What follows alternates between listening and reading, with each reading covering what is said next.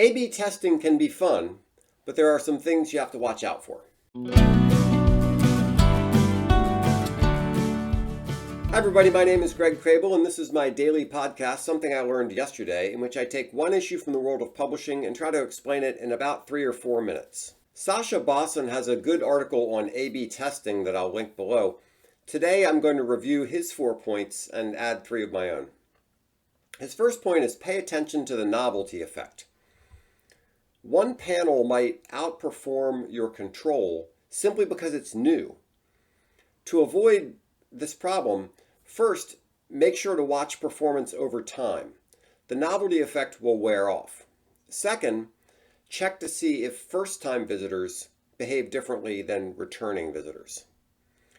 Number 2, make sure your test groups are statistically significant. 3 is 150% more than 2, but that's statistically meaningless in most cases. You need a larger sample size before you can make any conclusions. When you do an A/B split test, you end up with some numbers. Variant A got X clicks out of Y views, etc. Before you make any decisions, you need to check to see if the numbers are significant, and there are some good online tools to help with that. Sascha provides links in his article. Number 3, only change one KPI per test. That doesn't mean only test one thing. Some people say every test should only test one change on the page, and I don't agree with that. Sometimes there's a need to try a completely different design. But Sascha's addressing a different point, which is what action you're testing, what action you're using to measure the test. For example, let's say you have an article template. You could have several KPIs for an article page, such as time on site, clicking through to sign up for an e-newsletter, or posting a comment. Your A/B test should focus on one of those because errors multiply as you increase the number of KPIs. Sascha actually provides some math on that in his article. Number 4, try usability testing if you can't do A/B tests. Sometimes you don't have enough traffic to do a reasonable test in a reasonable amount of time. In those cases, Sascha recommends usability testing as a proxy. Now I'm going to add 3 more things to Sascha's list. It's a good article and you should read it, but here are 3 additional things. Abandon tests that take too long to finish. Sascha hints at this, but I want to make it explicit.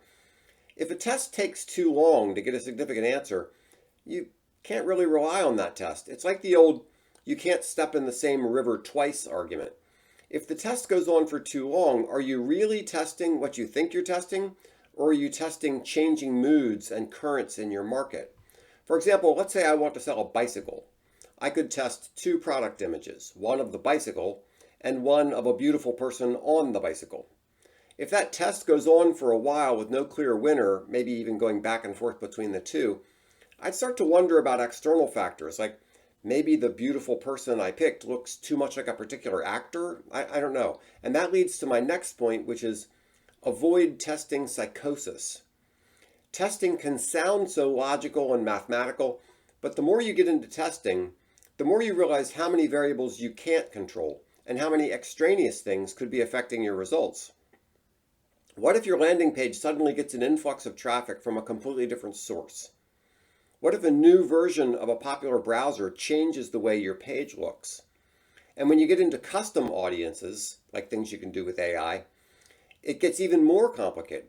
Does one audience prefer variant A and another prefer variant B? It goes on and on. And while you should have an eye out for those things, don't go crazy about it. Which leads to my final point, when in doubt, follow Amazon. They have tons of traffic and they're constantly testing. What they're doing is probably as close to good as you're going to find. So the cheapest way to do A/B testing is to avoid it altogether and mimic whatever Amazon does. So those are Sascha's thoughts and my thoughts added in. I'd like to hear what you have to say. Please add them in the comments below. And if there's anything I can do to help you out with your business, please remember to give me a call. My contact information will be on the next screen. Thanks so much.